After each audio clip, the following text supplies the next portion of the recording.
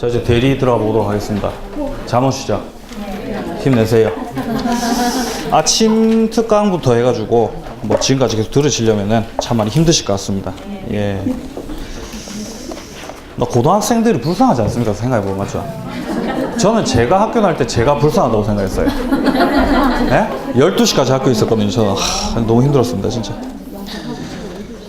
예. 근데 동아대밖에 못 갔습니다. 자, 보겠습니다, 대리. 예. 세상에서 제일 쉬운 게 공부입니다.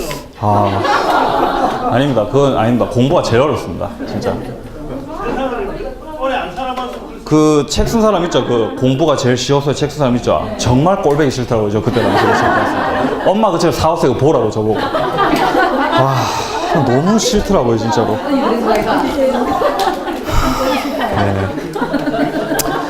근데 최근에 제가 예, 알겠습니다. 죄송합니다, 선생님. 예, 제가 최근에 제가 좀 이렇게 수강생분들 저한테 오셔가지고 말씀하시는 거 제가 몇 번 좀 들었었는데, 진짜로 민법만 하시는 분들이 있더라고요. 진짜. 딴 거 아무것도 안 하고 민법만 하시는 분들 계시더라고요, 진짜로. 괜찮습니다, 그렇게 하셔도. 근데 4월까지는 그렇게 해야 돼요, 4월까지는. 근데 제가 생각했을 때 한 5월 정도 이제 접어들기 시작하면은 그때는 이제 학교로도 하셔야 됩니다. 아시겠죠? 제가 분명히 말씀드렸어요. 지난번에 말씀드렸을 때, 아침 특강할 때. 우리가 민법에 초점을 둬야 되는 게 맞아요. 네? 이건 뭐 제 생각입니다만. 근데 민법을 하다가 질리면은 분명히 제가 학개론 해야 된다고 말씀드렸습니다. 네? 그 좀 학개론 질리면 이렇게 또 다시 민법 이렇게 하고 또 이렇게. 예. 안 질립니까? 네, 그래. 그렇게 말씀도 하시죠. 안 질린데 아무리 해도.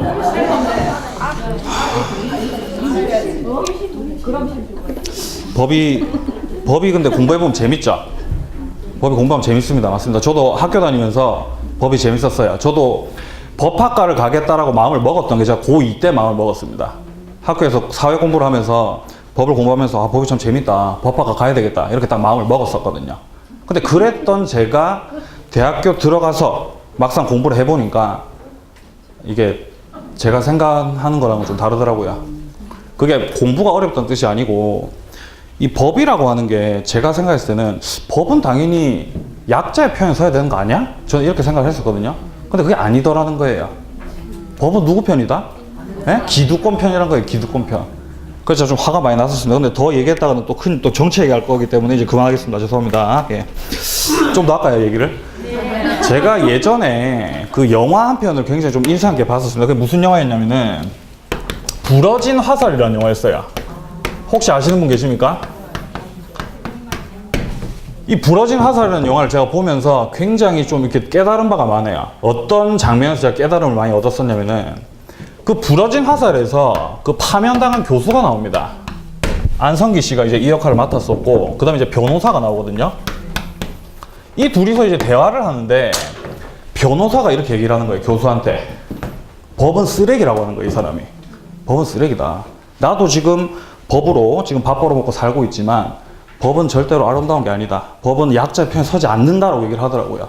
굉장히 공감을 했어요, 거기에 대해서. 근데 거기에 대해서 이 교수님이 하시는 말씀이 안 그렇다고. 법은 아름다운 겁니다. 법을 공부해보면은, 자세히 공부해보면은 당신도 그걸 느낄 거예요 라고 얘기를 하더라고요. 변호사 앞에서 그 얘기를 하더라고요, 그 교수가. 아무튼 그런 영화였어요. 근데 저는 그 당시만 하더라도 이 변호사의 말에는 굉장히 공감을 했지만 이 교수의 말에는 전혀 공감을 못 했거든요. 근데 최근에 이제 이 교수의 말에 제가 공감을 하기 시작을 했습니다. 예. 이제 탄핵 선고가 딱 때려지면서, 그래. 법은 아름다운 거예요. 법은 괜찮아요, 진짜로. 법은 괜찮은데, 그거를 이제 집행하는 놈들이 이제 문제인 거죠. 예? 법이라는 거를 이렇게 집행하고, 법을 만들고 하는 그 양반들이 이제 문제가 있는 거죠. 그렇지 않습니까? 맞습니다. 예. 예, 그래서, 뭐 여기서 더 얘기하면 이제 큰일 날 수가 있기 때문에, 뭐 이 정도까지만, 좀 말씀을 좀 드리겠습니다. 근데 이 얘기를 왜 했죠, 제가 도대체? 제가 사실 지난 한 3일 정도 동안에 밤잠을 계속 설쳤습니다. 예. 과연 탄핵이 될까 안 될까를 두고 진짜 제가 밤잠을 설쳤어요. 제발 탄핵됐으면 좋겠다라고 진짜 계속 생각했어요. 진짜 제발. 박근혜가 탄핵이 돼야 진정한 이제 이 박정희의 어떤 향수, 유신 시대의 막을 내릴 수 있지 않을까. 다시 새로운 대한민국으로 갈 수 있지 않을까라고 생각을 제가 했었어요. 이건 뭐 제 생각이기 때문에 저를 비판하지 마세요. 제가 계속 법률을 데려보겠습니다. 자, 214페이지 보겠습니다. 자, 1번에 대리권의 범위와 제한에 관한 설명으로 틀린 겁니다. 자, 1번에 보시면은 대리인에 대한 본인의 금전 채무가 기한이 도래한 경우 대리인은 본인의 허락 없이 그 채무를 변제하지 못한다라고 되어 있습니다. 틀렸죠? 변제할 수 있습니다. 여러분들 채무 변제라고 하는 거 있지 않습니까? 기한이 도래한 채무 변제. 이거는 보존행위입니다. 보존행위이기 때문에 본인의 동의라든가 이런 걸 받지 않고서도 얼마든지 할 수가 있어요. 대리인이 지 마음대로. 만약에 범위가 정해져 있지 않다라고 한다면은. 자, 그런데 여기서 말하고 있는 거는 뭐냐면은 지금 이렇게 대리인이 있습니다. 을이라고 하는. 대리인이 있는데 지금 여기서 이제 갑이 대리인한테 지금 빚을 줬다는 거예요. 뭔 말인지 아시겠어요? 자, 지금 갑이 지금 채무자고 지금 대리인이 채권자라는 거예요. 그럼 이 대리인이 자신이 가지고 있는 이 대리권을 가지고 자신의 채권을 갖다가 변제를 해버렸단 말입니다. 그럼 이거는 원칙적으로는 뭡니까? 자기 계약이라든가 쌍방대리 이런 거 안 되죠? 그럼 이건 자기 계약에 해당을 할 수가 있겠죠? 원칙으로 안 되는 거예요. 하지만 이 채무 변제라고 하는 거 이거는 보존행위에 해당을 하기 때문에 이렇게 해도 됩니다. 예외적으로 해당이 돼요. 됩니다. 괜찮습니다. 그래서 채무를 변제하지 못한다 틀렸어요. 변제할 수가 있습니다. 자, 다음 2번입니다. 금전소비대차 계약과 그 담보를 위한 담보권 설정 계약을 체결할 권한이 있는 임의 대리인은 특별한 사정이 없는 한 계약을 해제할 권한까지 갖는 것은 아니다. 지금 여기서 얘기하고 있는 거 계약을 금전소비대차 계약 체결을 하라 그랬습니다. 담보권 설정 계약을 체결을 하라 그랬어요. 하지만 해제하는 거는 처분행위죠. 안 된다는 거예요. 여기서 좀 정리를 하겠습니다. 대리권의 범위에 대해서.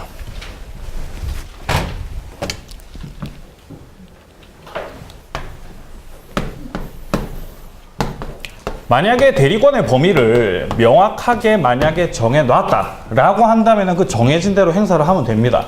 근데 그게 불분명한 경우가 있어요. 만약에 불분명하다면은 대리권의 범위를 어디까지로 볼 것이냐. 일단 보존행위라고 하는 거.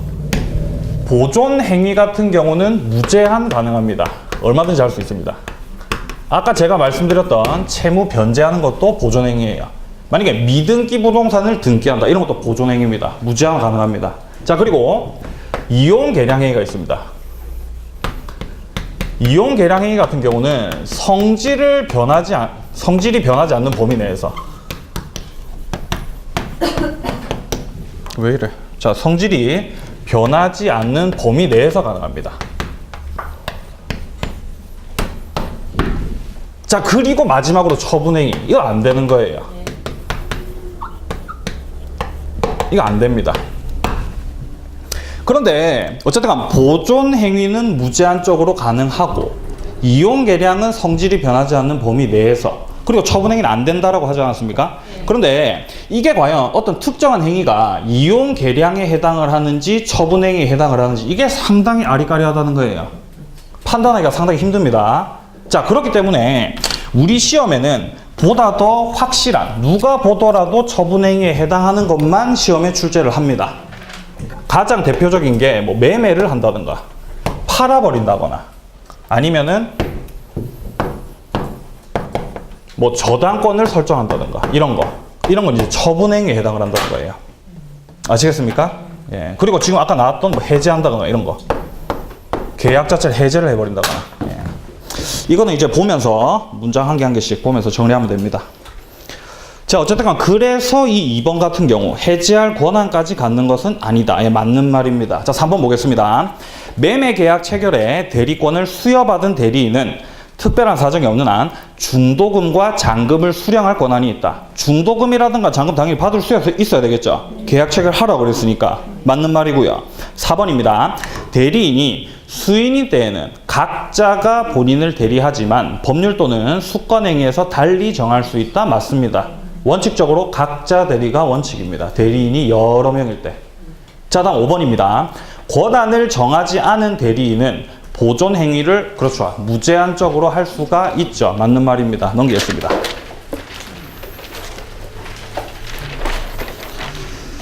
자, 자, 2번입니다. 대리권의 범위가 명확하지 않은 임의 대리인이 일반적으로 할 수 있는 행위가 아닌 것은 나와 있습니다.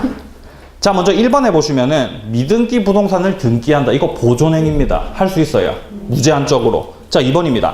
부패하기 쉬운 물건의 매각행위.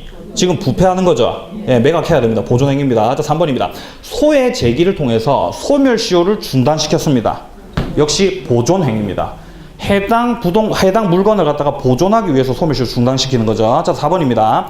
무이자 금전 소비 대여를 이자부로 변경을 했습니다. 이게 이제 이용 계량이라는 거예요. 원래는 이자를 못 받을 상황인데 이자를 받을 수 있게끔 해줬죠. 본인한테 이득이죠. 괜찮다는 겁니다. 이렇게 해도. 자, 그런데 5번에 보시면은 은행 예금을 찾아서 보다 높은 금리로 개인에게 빌려줬습니다. 이것도 본인에게 물론 이득이 될 수도 있긴 한데 문제는 은행 예금을 찾았다고요. 예? 은행 예금을 찾았다는 게 뭡니까? 은행 예금을 찾았다는 거는 지금 돈을 갖다 예금을 시켜놨는데 이걸 해야겠다는 거예요, 지금. 예? 예금을 끝냈다는 겁니다. 자기 마음대로 예금을 갖다가 찾아버렸죠. 안 되는 겁니다. 예, 이거는 이제 5번이 그래서 정답입니다. 예. 자, 다음 3번 보겠습니다. 갑의 대리인 을은 갑 소유의 부동산을 병에게 매도하기로 약정하였다. 다음 중 틀린 것은? 자, 1번에 을은 특별한 사정이 없으면 병으로부터 계약금을 수령할 권한이 있다. 매매 계약 체결하라고 시켰기 때문에 당연히 계약금을 수령할 수 있어야 되겠죠. 예, 맞습니다. 자, 갑이 일단 본인이고요. 자, 그 다음에 대리인이 있습니다. 그리고 대리인이 지금 병과 매매 계약 체결하는 거죠. 지금 이 상태입니다. 예, 계속 보겠습니다. 자, 2번입니다. 을이 병의 기망 행위로 매매 계약을 체결한 경우 갑은 이를 취소할 수 있다. 맞는 말입니까? 만약에 상대방이 대리인에게 기망을 했습니다. 그러면 이게 과연 기망에 해당하느냐 안 하느냐의 그 판단은 대리인으로 판단을 해야 되겠죠. 대리인이 지금 법률 행위를 했으니까요. 하지만 취소권을 행사하는 거는 본인이 하는 거죠. 맞습니다. 본인이 취소권 행사합니다. 아까 했었죠? 예, 3번입니다. 을이 매매 계약서에 갑의 이름, 자, 본인의 이름을 직접 기재를 하고 갑의 인장을 날인한 때에도 유효한 대리 행위가 될 수 있다. 이게 대행대리입니다. 대행대리. 실무에 이런 것들이 일어날 때가 있죠. 남편 명의 도장을 들고 와가지고 이렇게 뭐 찍어버린다든가 이런 것들. 예, 됩니다. 괜찮습니다. 예. 자, 4번입니다. 을이 매매 계약을 체결을 하면서 갑을 위한 것임을 표시하지 않은 경우. 자, 현명을 안 했다는 거예요, 지금. 예? 내가 대리인이라는 걸 얘기 안 했다는 겁니다. 자, 특별한 사정이 없으면 그 의사표시는 자기를 위한 것으로 본다. 맞죠? 현명을 해야 대리 행위가 됩니다. 자, 5번입니다. 만일 을이 미성년자인 경우 갑은 을이 제한 능력자임을 이유로 해가지고 매매 계약을 취소할 수 있다. 만약에 대리인이 을이 만약에 미성년자긴 미성년자인데 만약에 대리인이 아니라고 한다면은 얼마든지 제한 능력자로서 취소권 행사할 수가 있어요. 근데 하지만 이 대리인 같은 경우는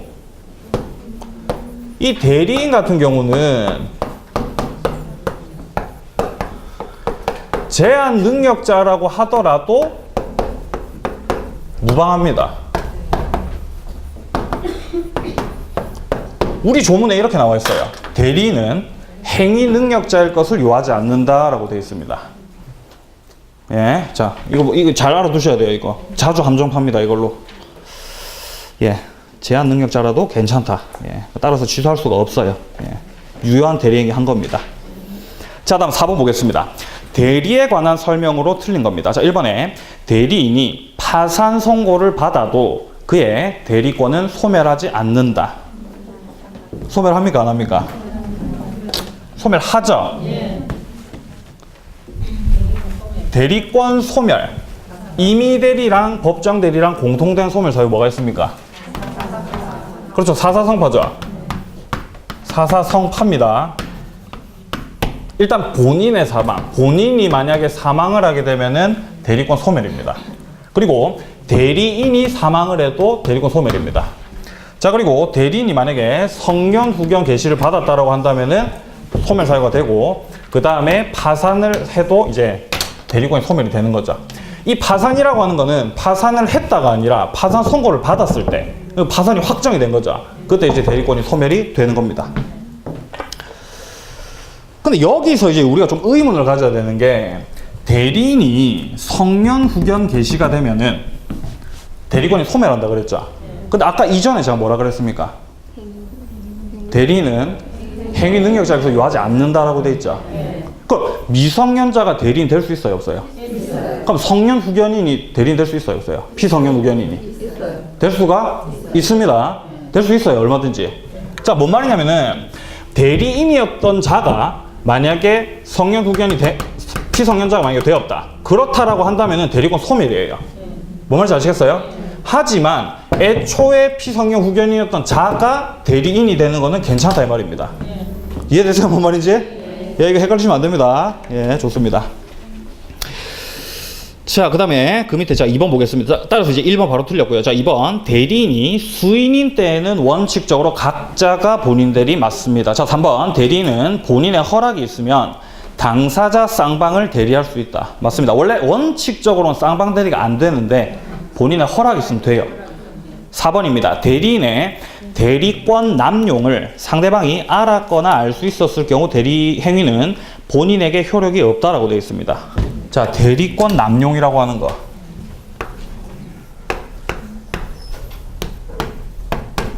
이 남용이라고 하는 게 뭡니까? 잘못 사용했다는 거예요. 지금 박근혜가 탄핵된 것도 왜 탄핵이 됐습니까? 권한을 남용했기 때문에 탄핵이 된 겁니다. 원래 이 대통령이 권한을 행사를 할 때는 국민을 위해서 권한을 행사를 해야 되죠. 사적 이익을 추구하면 됩니까? 안 됩니까? 안 되죠. 자, 반대로 대리인이 마찬가지로 대리인이 대리권을 행사를 하는 거는 본인을 위해서 대리권을 행사를 해야 되는 거죠. 근데 만약에 대리인이 대리권을 본인을 위해서 행사하지 않고 제3자를 위해서 행사한다든지 아니면 자기를 위해서 행사한다든지 그러면 그건 이제 대리권 남용이 되는 겁니다. 자, 뭔 상황인지 설명드리겠습니다. 자, 을이라고 하는 대리인이 있고 병이라고 하는 상대방이 있습니다. 지금 갑이 을에 대해서 주택을 좀 팔아달라 그랬어요. 주택이 예를 들어서 뭐 한 5억짜리 정도 주택입니다. 이 5억짜리 주택을 대리인한테 야, 이거 좀 팔아줘. 이렇게 지금 대리권을 줬어요. 그래서 이제 을이 병과 이제 만나가지고 이제 매매 계약을 체결을 합니다. 자, 그런데 문제는 이 병이 을의 형이라는 거예요, 형. 을의 친한 형이라는 거예요. 그래서 싸게 넘겨버린 거예요.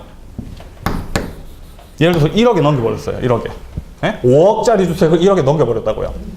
그러면 원칙적으로라면 이 병 같은 경우는 이 1억에 대해서 본인에게 뭡니까? 효과가 귀속을 합니다. 그래서 갑과 병이 매매 계약을 체결한 것과 같은 효과가 발생을 해요. 1억에. 아시겠습니까? 예, 원칙적으로 효과 발생합니다. 자, 그런데 만약에 상대방 병이 이러한 거에 대해서 알았거나 알 수 있었다라고 한다면은 그건 이제 무효라고요. 이거 어디서 많이 봤죠?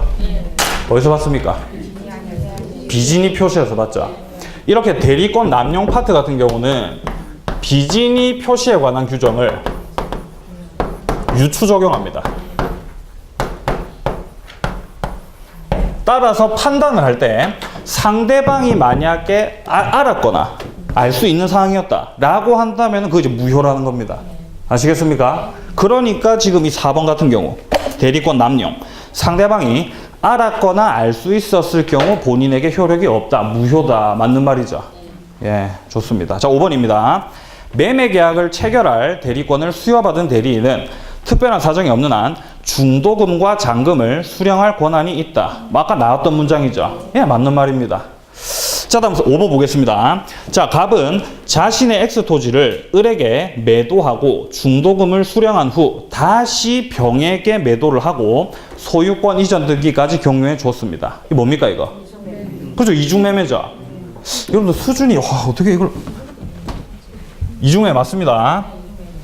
이걸 뭐 굳이 그리지 않더라도 우리가 문장만 보고서도 바로 그냥 이중매매라는 게 파악이 돼야 돼요. 우리가 시험 칠 때. 자, 갑이 을과 매매계약을 체결하고 등기는 넘겨주지 않은 상태에서 이제 병과 매매계약 체결하고 등기까지 넘겨버린 거. 이거 이제 이중매매죠. 네, 지금 이중매매 상태입니다. 자, 이런 경우에, 자, 다음 설명 중 틀린 겁니다. 자, 봅니다. 자, 1번에 특별한 사정이 없는 한 병은 X 토지의 소유권을 취득한다. 맞죠? 네, 유효죠, 유효. 자, 2번입니다. 특별한 사정이 없는 한 을은 최고 없이도 갑과의 계약을 해지할 수 있다. 맞습니까?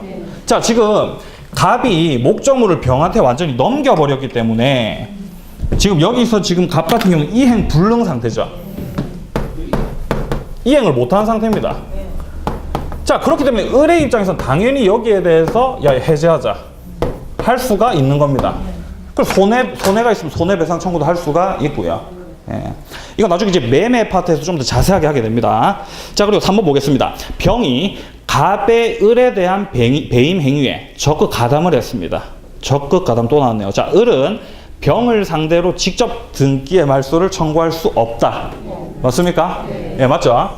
어쨌든 간 적극 가담을 만약에 했다라고 한다면은 그건 당연히 바로 무효가 되죠. 이 적극 가담을 하게 되면 당연히 무효입니다.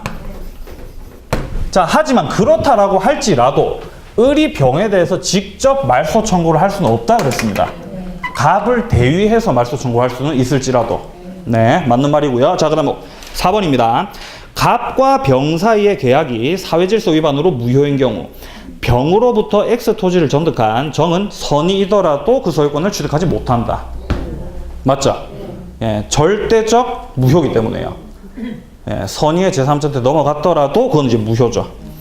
자, 5번입니다. 만약 병의 대리인 무가 병을 대리해서 X 토지를 매수하면서 갑의 배임행위에 적극 가담을 했다면 그러한 사정을 모르는 병은 그 소유권을 취득한다.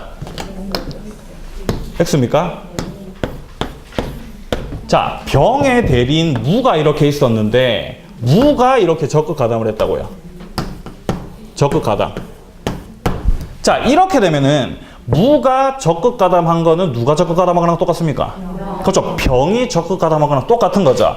그렇기 때문에 병이 알든 모르든 그거는 그냥 반사회고 무효입니다. 그렇기 때문에 소유권 취득을 못하죠. 예, 5번이 틀렸어요. 자, 6번 넘어가겠습니다. 자, 대리인에 관한 설명으로 틀린 겁니다. 자, 1번에 보시면은 복대리인은 그 권한 내에서 대리인의 이름으로 법률행위를 한다라고 되어 있죠. 자, 복대리. 복대리인 누가 선임하는 겁니까? 대리인이 선임하는 거죠. 자, 복대리인 같은 경우는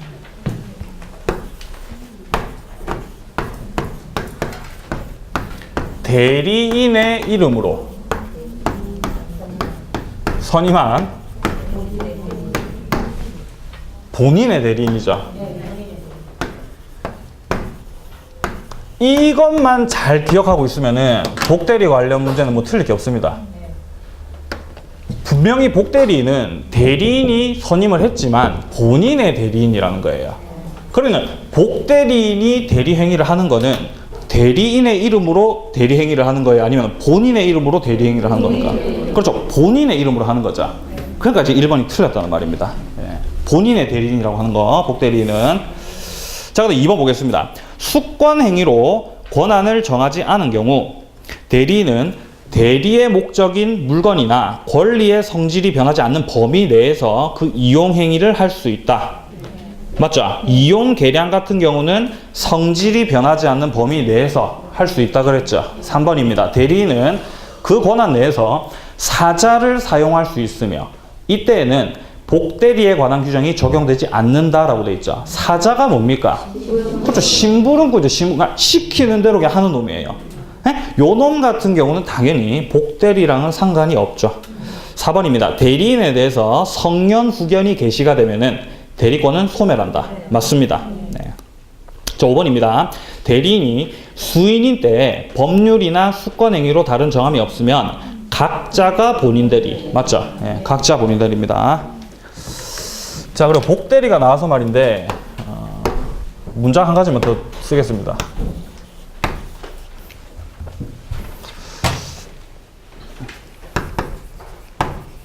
자, 복대리인을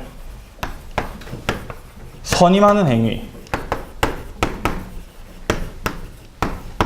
이거는 대리 행위가 아닙니다. 이걸로도 함정을 파요.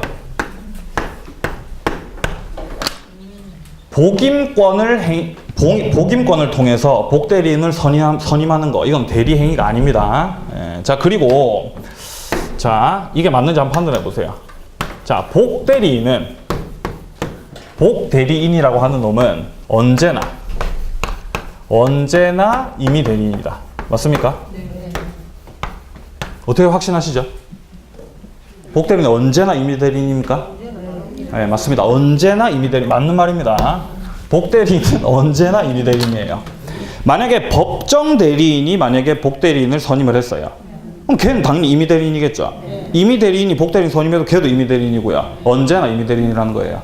복대리인이 법정 대리인일 수는 없어요. 이해되시죠? 뭔 말인지? 예, 좋습니다. 자, 다음 이제 7번 보겠습니다. 7번에 보시면 이제 표현 대리가 나와 있는데, 이 대리권 파트에서 표현 대리 이 부분이 조금 어렵죠? 자, 무권 대리를 좀 정리를 좀 하고 좀 넘어가겠습니다.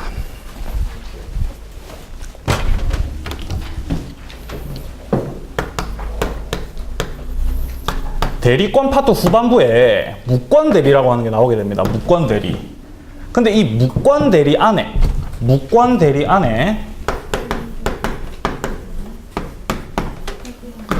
표현 대리라고 하는 게 있고, 그 다음에 표현 대리에 해당되지 않는 나머지 애들. 자, 무권 대리가 맞기는 맞는데 표현 대리는 아닌 애들, 걔네들을 갖다가 협의의 무권 대리라고 해요.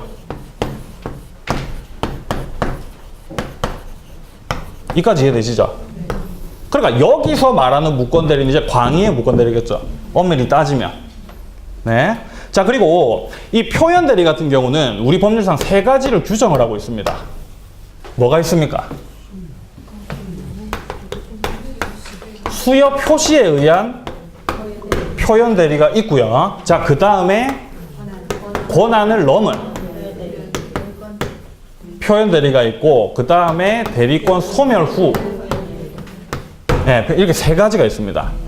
근데 여기에 해당을 안 되면은 이제 협의에 무권 대리에 해당을 하는 거죠. 우리 시험에서 특별한 말이 없이 그냥 무권 대리라고 한다면은 그냥 협의의 무권 대리를 생각하시면 돼요. 만약에 표현 대리에 해당한다면은 이런 표현을 줍니다. 뭐 수요 표시가 어쩌고 저쩌고, 아니 뭐 권한을 넘었다든가, 소멸 후에 만약에 뭐 대리권 행사를 했다든가, 뭐 이런 식으로 표현을 주거든요. 예, 자, 일단 이 정도 잡아 놓으시고 일단 문제 보면서 또 계속 정리해 보도록 하겠습니다.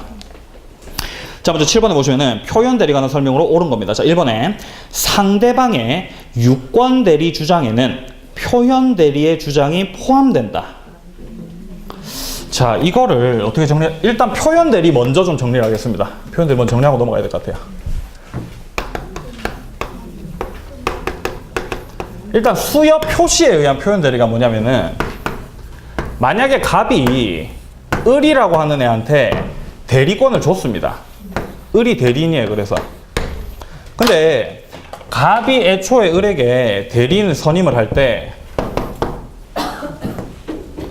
을이 대리인이라고 하는 위임장을 줬습니다. 위임장. 근데 그 이후에 뭔가 문제가 생겨가지고 갑이 을에 대해서 이걸 갖다가 뭡니까? 철회해버렸어요. 대리권 지위를 갖다 박탈해버렸어요. 자, 그런데 그 이후에 을이 가지고 있었던 이 위임장을 가지고 갑의 대리인 행세를 하면서 만약에 병과 뭐 매매 계약이라든가 이런 걸 한 상태라는 거예요. 뭔 말인지 아시겠어요? 이게 수요 표시에 의한 표현 대리입니다. 자, 이런 상황에서 이 상대방 같은 경우는 나중에 알고 봤더니 을이 대리인이 아니었던 거죠. 하지만 지금 매매 계약은 체결을 했죠. 자, 그렇기 때문에 이런 경우에 이 본인 갑에 대해서 이거 표현 대리 아니야? 라고 표현 대리 주장을 한다는 거예요.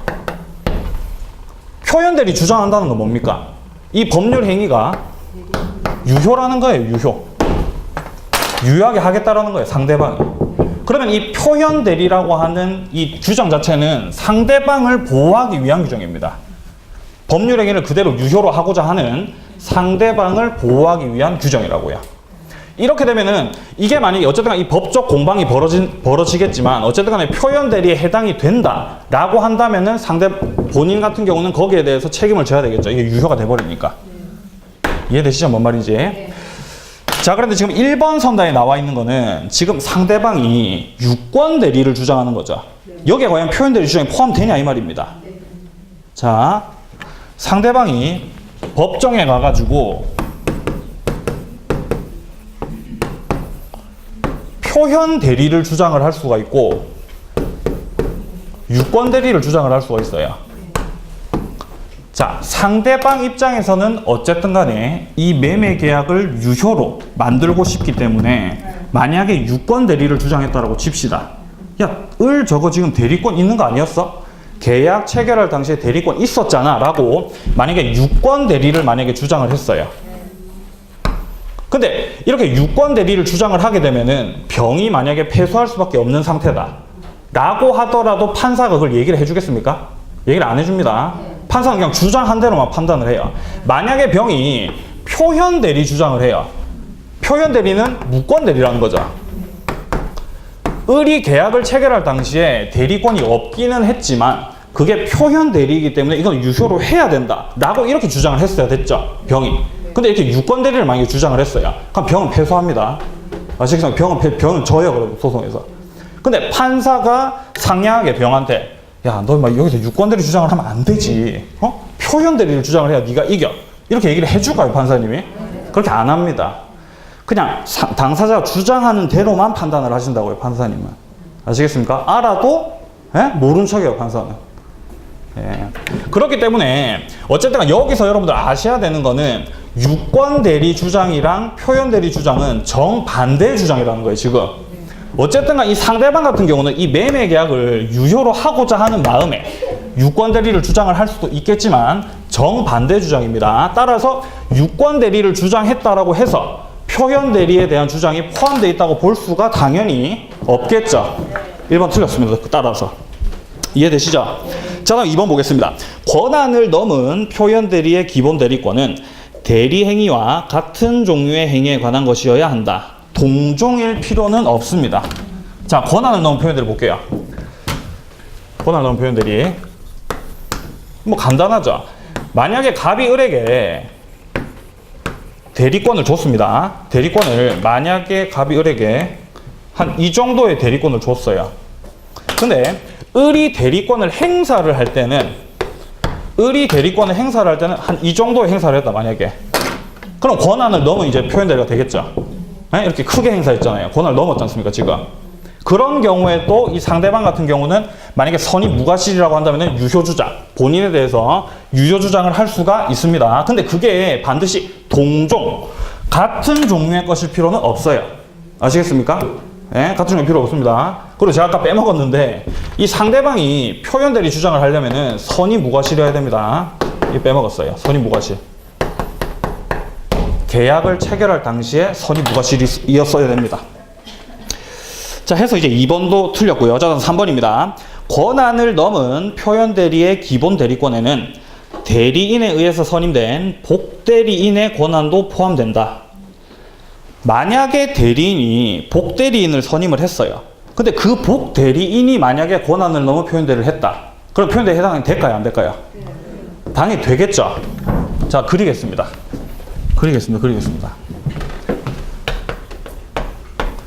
자, 갑이 을이라고 하는 대리인을 선임을 했습니다. 근데 만약에 이 대리인이 상대방과 계약을 체결할 당시에 권한을 넘어서 대리 행위를 할 수가 있겠죠. 그럼 당연히 표현 대리에 해당을 합니다. 자, 그런데 이거는 변론으로 하고 만약에 을이 선임한 복대리인이 있겠죠.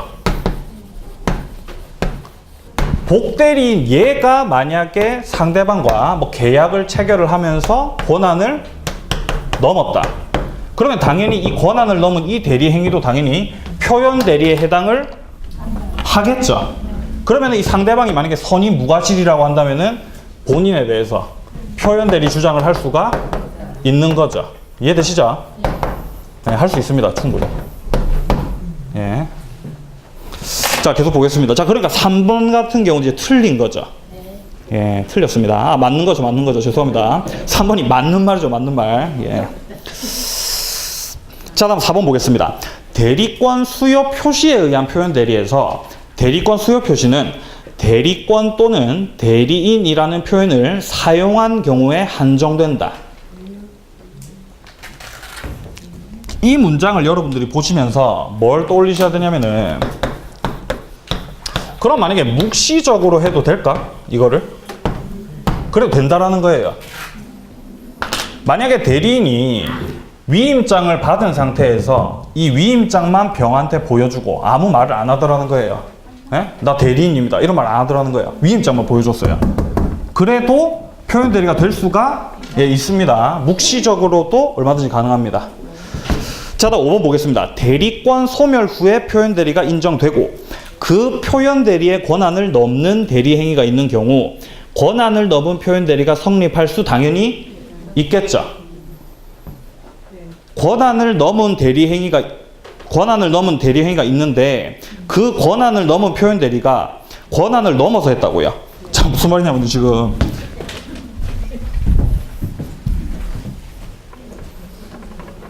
지금까지 세 가지를 살펴봤죠. 수요 표시에 의한 표현 대리, 그 다음에 권한을 넘은 표현 대리가 있고, 그 다음에 대리권 소멸 후에 표현 대리가 있다고요. 자, 갑이 을에게 최초의 대리권을 줬습니다. 그래서 이제 을이 대리인입니다. 을이 대리인인데 이후에 갑이 을의 대리권을 갖다가 다시 회수를 했어요. 그래서 을이 대리인이 아닌 상태입니다, 지금. 근데 마치 자기가 대리인인 것인 양 상대방이랑 계약을 체결을 했다고요. 이러면 이제 대리권 소멸 후 표현대리가 되는 거죠.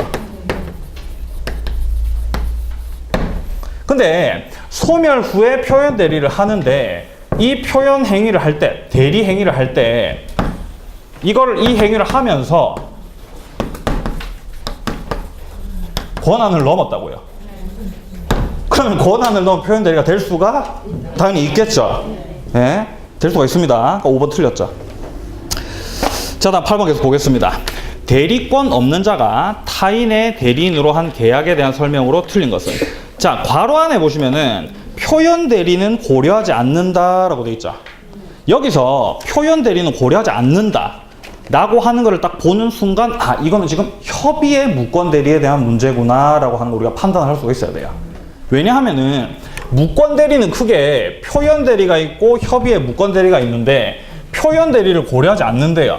그럼 당연히 협의의 무권 대리에 대한 문제라는 거겠죠. 이해되세요? 예. 자, 협의의 무권 대리. 뭐 쉽죠, 이거. 협의의 무권 대리 정리하겠습니다. 자, 을이 대리인입니다. 을이 대리인이 아니라 을이 무권 대리예요, 무권 대리. 대리인이 없어요. 여러분들이 이해하기 쉽게 지금 이 갑이 아버지고 을이 만약에 아들이다. 아들한테 대리권을 준 적이 없는데 만약에 아들이 자기 아버지의 재산을 이렇게 갖다 팔아버린 상황입니다. 매매 계약을 했어요. 그럼 어쨌든 간에 을이 한 이 대리 행위, 무권 대리 행위, 이거 같은 경우는 당연히 무효입니다. 무효예요, 무효. 그래서 지금 이 을과 병 사이의 매매 계약을 통해서 효력이 미치지 않는다는 거예요. 본인에게 효력이 미치지 않습니다. 왜냐하면은 무권 대리 행위는 유동적 무효입니다. 근데 하지만 왜 유동적 무효라고 하냐면은 이후에 유효로 돌릴 수가 있기 때문입니다. 이렇게 협의의 무권 대리가 됐을 때는 먼저 이 갑 본인 같은 경우는 추인권을 행사할 수 있어요. 추인. 여기서 말하는 추인이라고 하는 게 뭐냐면은 추후 동의입니다. 계약을 유효로 하겠다는 거예요. 계약을 유효로 하겠다. 아들이기 때문에. 이게 추인권이죠, 추인권. 그리고 거절권이 있습니다. 거절권은 뭡니까? 계약을 무효로, 확정적으로 무효로 하겠다는 겁니다. 이게 이제 본인 갑이 행사할 수 있는 권리고요. 이 두 가지가 추인권 그리고 거절권. 그리고 상대방 같은 경우는 철회권을 행사할 수 있습니다. 근데 문제는 이 철회권 같은 경우는 상대방이 선의일 경우에만 행사를 할 수가 있어요. 선의일 경우에만. 철회권도 마찬가지로 이 계약 관계를 확정적으로 무효로 하자 이 말이죠. 예, 나 무권 대리인지 몰랐다 이거죠. 그리고 상대방은 최고권을 행사할 수 있습니다. 본인에게 야, 네 계약을 갖다가 뭐 어떻게 할까? 네 뭐 주인권 행사할 거야, 거절권 행사할 거야 이렇게 물어볼 수 있다는 거죠. 이거는 선악불문입니다. 선악불문하고 최고권을 행사할 수가 있어요, 상대방은. 예. 이게 이제 협의의 무권대리죠. 예. 정리가 됩니까? 자, 그리고 한 가지 더. 여기서 본인이 행사하는 이 주인권 있죠? 이거 소급표 있습니다. 우리 민법 시험에서 소급표가 있다. 이건 정리를 해야 돼요. 소급표 있습니다. 근데 협의의 무권대리에 있어서의 본인의 주인권은 소급표가 있어요. 근데 하지만 우리가 나중에 이후에 무효 취소 파트 들어가게 되면은 무효 행위에 있어서 주인이라고 하는 게 나오거든요. 원칙적으로 주인이라고 하는 거는 소급표가 없습니다. 원래 주인은 소급표가 없어요. 자, 그런데 협의의 무권 대리에서 본인이 행사하는 주인권은 소급표가 있다고요. 그럼 함정을 파겠죠. 예. 자, 소급표 있다라고 하는 거, 자, 기억을 좀 해 놓으시고요.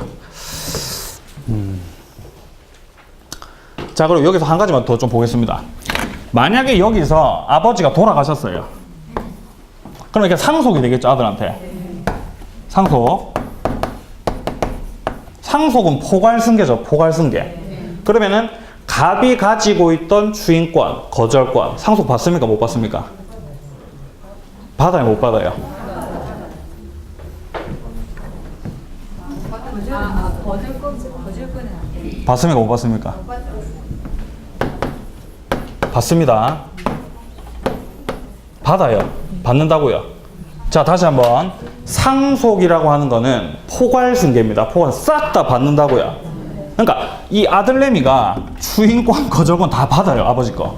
하지만 이 주인권이라든가 거절권을 상대방에게 행사를 할 수가 없어요. 행사를 못 합니다. 신의칙상 안 된다는 거예요. 네가 무권 대리를 했기 때문에 이후에 아버지가 돌아가셨다고 해서 네가 본인의 지위에서 주인권이라든가 거절권 행사를 하는 거는 신의칙상 안 맞다는 겁니다. 행사를 못 해요, 그러니까. 이해되세요? 그러니까 아버지가 돌아가시는 순간 이 계약은 그냥 바로 유효가 돼버립니다. 아시겠습니까? 예, 상대방이 이제 키를 주게 되죠. 예, 이 정도 보고 이제 문제 보겠습니다. 자, 보겠습니다. 자, 8번에, 자, 1번에 보시면은 본인이 이를, 자, 추인하지 아니하면 본인에 대해서 효력이 없다. 맞습니까? 네, 추인 안 하면 효력이 없죠. 원칙적으로 유동적 무효입니다. 무효. 자, 2번입니다. 상대방은 상당한 기간을 정해서 본인에게 그 추인 여부 확답을, 자, 최고할 수 있고, 최고할 수 있죠. 자, 본인이 그 기간 내에 확답을 바라지 않는다. 그럼 당연히 거절한 걸로 봐야 되겠죠. 아무 말이 없으면. 자, 다음 3번입니다. 무권 대리인의 상대방은 계약 당시에 대리권 없음을 안 경우. 자, 지금 악이라는 거예요. 알고 있었다는 겁니다. 계약의 이행을 청구할 수 있다. 틀렸죠. 안 됩니다. 자, 다음 4번입니다. 추인은 다른 의사표시가 없는 때 계약 시에 소급해서 그 효력이 생기지만 제3자의 권리를 행하지 못한다. 맞습니다. 예. 협의의 무권 대리에 있어서의 본인의 주인권은 소급표가 있다 그랬습니다. 자, 5번입니다. 계약 당시에 대리권 없음을 안 상대방은 계약을 철회할 수 있다. 철회권은 선의의 경우에만 할 수 있다 그랬습니다. 자, 상대방이 행사하는 이 철회권 선의의 경우에만 할 수 있다고요. 만약에 상대방이 악입니다. 그럼 최고만 할 수 있어요. 물어보기만 물어볼 수 있지 철회 못합니다. 아시겠죠? 안 상대방이라도 있죠. 이 안, 이게 이제 악이라는 거죠. 악이. 예. 자, 9번 보겠습니다.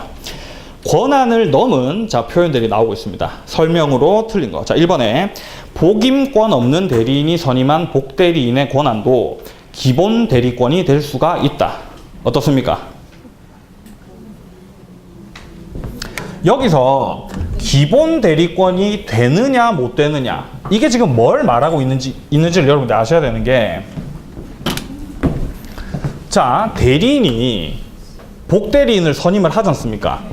그런데 을이 대리인이 아니라 무권대리라는 거예요. 만약에 을이 대리인도 없는 놈인데 지가 대리인인 것이냐 행사를 하면서 복대리인 선임을 했어요. 그리고 이 복대리인이 상대방과 계약을 체결을 하면서 표현대리 3가지 중 1개에 해당하는 뭔가를 했습니다. 그러면 당연히 여기에 대해서 상대방이 표현대리 주장을 할 수가 있어야 돼요? 없어야 돼요? 있어야 되겠어요? 없어야 되겠어요? 있어야 된다는 겁니다. 따라서 기본대리권으로 인정을 해줘야 된다는 겁니다. 뭐 뭔지 아시겠어요? 지금 제 말이? 다시 한번 보겠습니다. 자, 복임권 없는 대리인, 무권대리입니다. 대리인이 자 선임한 복대리인의 권한도 기본대리권이 될 수가 있다라는 겁니다. 여기서 만약에 무권대리인이 복대리인을 선임을 해가지고 얘가 만약에 뭐 권한을 넘는 표현대리를 했다, 그것도 표현대리에 해당이 된다라는 겁니다. 아시겠습니까? 예, 좋습니다. 그 말이고요. 맞는 말입니다. 자, 2번입니다. 정당한 이유의 유무는 대리행위 당시를 기준으로 판단하는 것이 원칙이다. 이건 뭐 당연히 맞는 말이고요. 자, 3번입니다. 공법상 행위 중 등기 신청에 관한 대리권도 기본 대리권이 될 수가 있다. 맞습니다.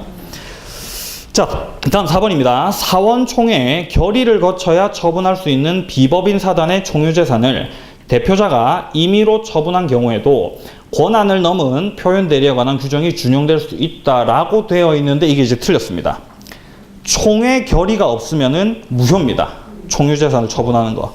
총회 결의서가 있어야만 처분을 할 수가 있습니다. 아시겠습니까? 그래서 틀렸어요, 4번이. 근데 어렵죠? 예. 22회 때 대리문제 좀 어려웠습니다. 자, 5번입니다. 기본 대리권의 내용과 대리 행위가 동종이 아니더라도 상대방이 그 권한이 있다고 믿을 만한 정당한 이유가 있으면 표현 대리가 성립할 수 있다. 맞죠? 동종일 필요 없다 그랬습니다. 네. 넘기겠습니다. 자, 오늘 대리까지만 끝낼 테니까 화이팅. 예, 힘내세요. 자, 10번 보겠습니다. 자, 대리에 관한 설명으로 옳은 겁니다. 자, 1번에 보시면은 임의 대리인이 본인의 승낙을 얻어가지고 복대리인을 선임한 경우에는 본인에 대해서 선임 감독에 관한 책임이 없다라고 되어 있는데 선임 감독에 관한 책임은 있습니다. 예, 책임이 좀 감경되기는 하겠죠. 자, 2번입니다. 임의 대리인이 본인 소유의 미등기 부동산에 보존 등기를 하기 위해서는 본인에 의한 특별 수건이 있어야 한다. 틀렸죠. 미등기 부동산에 등기하는 거 보존 행위죠. 예, 수건 없어도 됩니다. 자, 다음 3번입니다. 대리인이 대리권 소멸 후에 복대리인 선임해가지고 그로 하여금 대리 행위를 하도록 한 경우 대리권 소멸 후에 표현대리가 성립할 수도 있다. 어떻습니까? 할 수 있겠죠? 제가 방금 말씀드렸던 거죠. 대리권이 없는 놈이 대리인인 양 행사를 하면서 복대리인 선임을 했고 이 복대리인이 계약을 체결했을 때 표현대리에 만약에 해당을 한다면은 그건 당연히 표현대리가 된다 그랬습니다. 예, 좋습니다. 3번 맞고요. 자, 4번입니다. 대리권 수요 표시에 의한 표현대리가 성립되기 위해서는 본인과 표현대리인 사이에 유효한 기본적 법률 관계가 있어야 한다. 아닙니다. 그런 거 없어도 됩니다. 왜냐하면은 애초에 대리인 아니었던 자가 대리인이냐 행사를 하는 거기 때문에 기본적인 어떤 법률 관계가 있을 필요는 없습니다. 자, 다음 5번입니다. 법정 대리인을 기본 대리권으로 하는 권한을 넘은 표현 대리는 성립하지 않는다. 틀렸어요.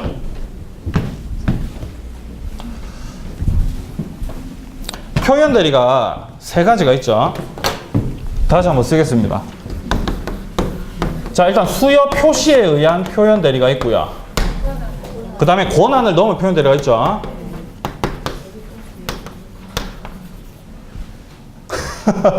하품 소리에. 자, 그 다음에 소멸 후에, 대리권 소멸 후에 표현 대리가 있죠. 이렇게 표현 대리가 3가지가 있는데 여기서 임의 대리 같은 경우는 이 3가지가 싹 다 적용이 됩니다. 자, 그런데 만약에 법정 대리다. 법정 대리라고 한다면은 권한을 넘은 표현 대리라든가 아니면은 대리권 소멸 후 표현 대리라든가 이 다 적용이 돼요. 근데 수요 표시는 이제 안 되는 거죠. 왜냐면 법정 대리 같은 경우는 법적으로 당연히 대리인이 되는 게 법정 대리인이죠. 가장 대표적으로 부모님이 계시죠. 네, 미성년자의 부모님. 그렇기 때문에 수요 표시에는 적용이 안 되는 거 이해되시죠? 수요 표시라고 하는 거는 얘 대리인이야 라고 표시를 했고 상대방이 거기에 대해서 선이 무과실일 때 표현 대리 인정을 해주는 거죠. 그러니까 법정 대리에는 적용이 안 된다는 겁니다. 자, 그래서 이 선다 보시면은 법정 대리인을 기본 대리권으로 하는 권한을 넘은 표현 대리는 성립하지 않는다. 틀렸죠. 성립하죠. 수요 표시에 의한 표현 대리 빼고는 싹 다 성립을 합니다. 그러니까 5번이 이제 틀린 거죠. 자, 다음 11번 보겠습니다. 협의에 무권 대리에 관한 설명으로 틀린 것을 모두 고른 것은, 자, 기억해 보시면은 상대방이 무권 대리인의 동의를 얻어서 단독 행위를 한 경우 본인은 이를 주인할 수 있다. 어떻습니까?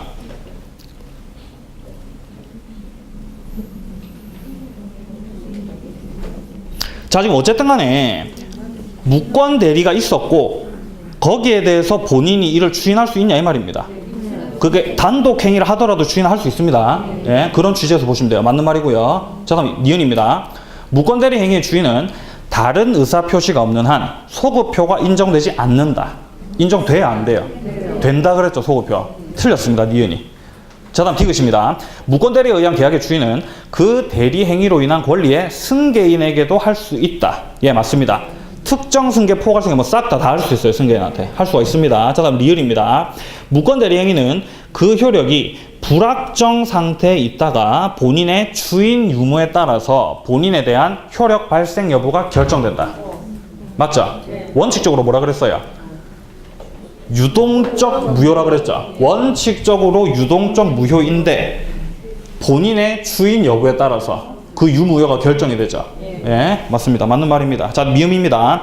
무권 대리 행위의 주인과 주인 거절의 의사 표시는 무권 대리인에게 할 수 없다. 여기서 본인이 주인권이라든가 거절권을 상대방에게 행사를 하는 게 많겠죠. 당연히. 근데 무권 대리인에게도 주인권이라든가 거절권을 행사할 수가 있어요. 아시겠습니까? 근데 만약에 상대방, 본인이 만약에 주인권을 대리인에게 만약에 행사를 했습니다. 그러면 이 주인권 행사한 게 효력을 가지려면은 상대방이 알아야 됩니다. 행사했다는 걸. 예, 그건 뭐 계속 나올 겁니다. 자, 어쨌든 그래서 이제 미음도 틀렸고요. 틀린 거는 그래서 니은, 미음이죠. 예. 자, 다음 12번 계속 보겠습니다. 대리권 없는 을이 갑의 이름으로 갑의 부동산을 을에게 병에게 매도해서 소유권 이전 등기를 해주었다. 자, 그 후 을이 갑을 단독 상속한 경우에 관한 설명으로 틀린 것. 지금 여기서 단독 상속이라는 표현이 딱 나왔죠. 무권 대리긴 무권 대리인데 단독 상속이다. 그러면 바로 우리는 이걸 떠올리시면 돼요. 아, 이거 협의의 무권 대리 문제구나. 예? 떠올리시면 된다고요. 자, 1번 보겠습니다. 갑병 사이의 매매 계약은 무효이다. 원칙적으로 뭐다? 유동적 무효라 그랬죠.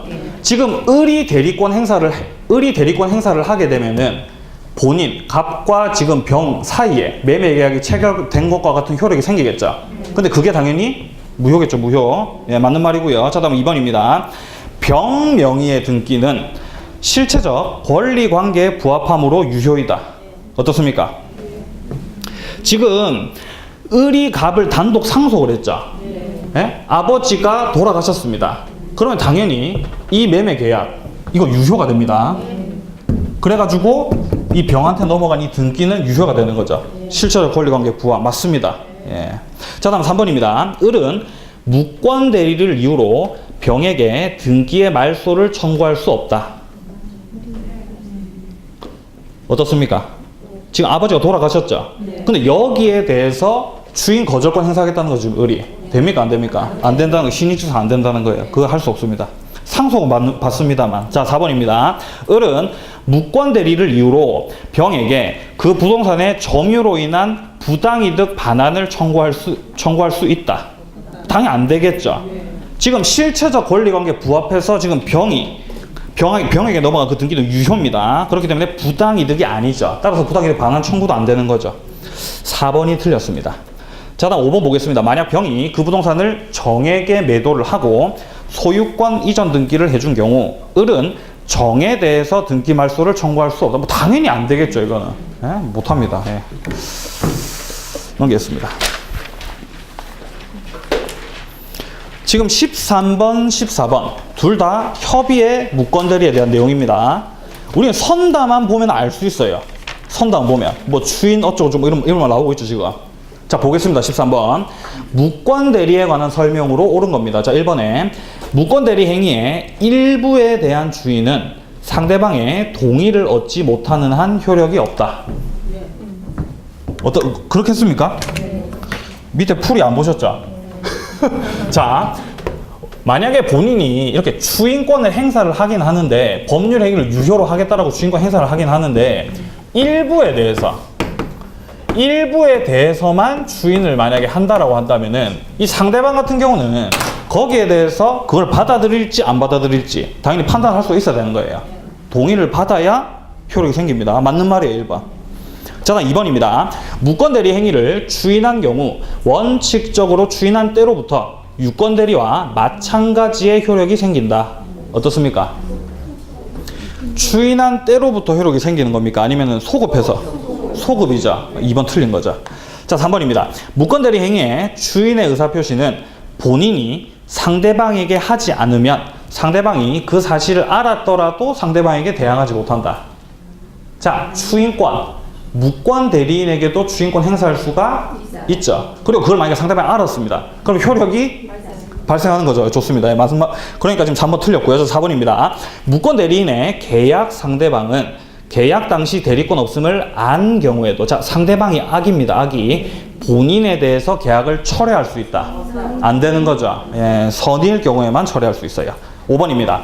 무권 대리 행위가 무권 대리인의 과실 없이 제3자의 기망 등 위법 행위로 야기된 경우 특별한 사정이 없는 한 무권 대리인은 상대방에게 책임을 지지 않는다라고 되어 있죠. 자 그런데 지금 이렇게 제3자의 기망이라든가 이런 거를 통해서 만약에 계약이 체결되었다 라고 한다고 할지라도 그 상대방이 만약에 몰랐습니다. 그러면 당연히 책임을 져야 되겠죠. 이건 지금 제3자의 사회관계랑 살짝 합쳐놓은 거죠. 그렇기 때문에 원칙을 생각을 해봤을 때 특별한 사정이 없으면은 무권 대리인은 상대방에게 책임을 져야 되겠죠. 원칙적으로 유효니까요. 사기 강박 원칙적으로 유효입니까? 무효입니까? 예? 유효죠, 유효. 유효입니까? 무효입니까? 사기 강박 원칙적으로.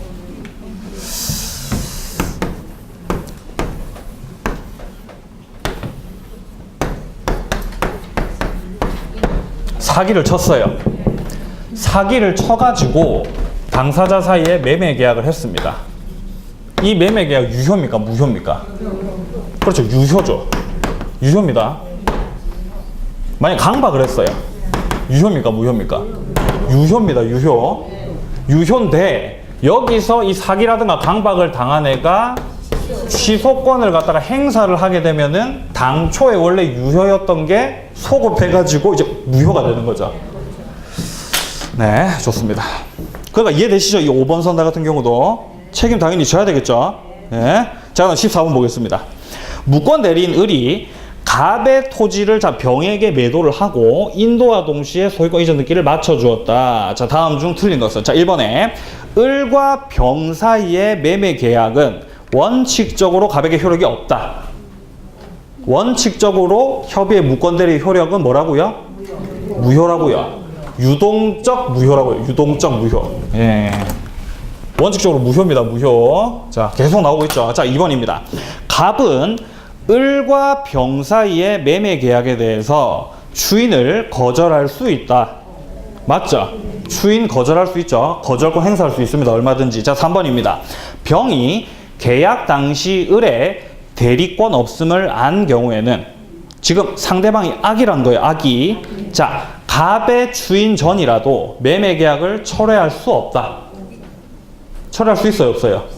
철회할 수 없죠? 왜 그렇습니까? 악이니까요. 악이. 예, 좋습니다. 그러니까 3번도 맞는 말이고. 자, 그럼 4번입니다. 을이 갑을 단독 상속한 경우에 을은 소유자의 지위에서 병 명의의 소유권 이전 등기에 말소 등기를 청구할 수 없다. 맞죠? 지금 여기서 병 명의의 이전 등기에 말소 등기 청구하는 게 뭡니까?